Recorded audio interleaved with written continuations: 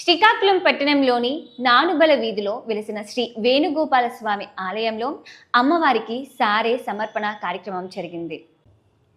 నగరంలోని నాన్బాల్ వీధిలో వేంచేసిన శ్రీ వేణుగోపాల స్వామి ఆలయంలో ధనుర్మాసం సందర్భంగా 21 రోజులుగా నిర్వహిస్తున్న తిరుప్పావై సేవా కాలంలో భాగంగా సోమవారం గోదా అమ్మవారికి సారె సమర్పించారు.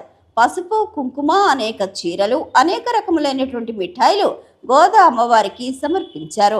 భక్తులు అధిక సంఖ్యలో పాల్గొని అమ్మవారిని దర్శించుకుని తరించారు. తిరుప్పావై ప్రతిరోజు ఎస్పీటీ రామానుజు ఆధ్వర్యంలో ఘనంగా నిర్వహిస్తున్నారు. అలాగే ఈ నెల 8వ తేదీన సహస్ర దీపాలంకరణ సేవ, 14వ తేదీ భోగి రోజున గోదా రంగనాయకుల కళ్యాణం నిర్వహించడం జరుగుతుందని ఆలయ నిర్వాహకులు మణికొండ చంద్రశేఖరరావు తెలిపారు.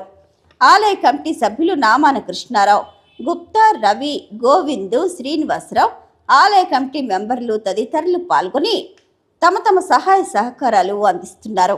అలాగే ఆలయ అర్చకులు శ్యామ్ ప్రతిరోజు స్వామివారికి ప్రత్యేక పూజలు నిర్వహిస్తూ వచ్చిన భక్తులకు తీర్థ ప్రసాదాలు చక్కగా అందిస్తున్నారు.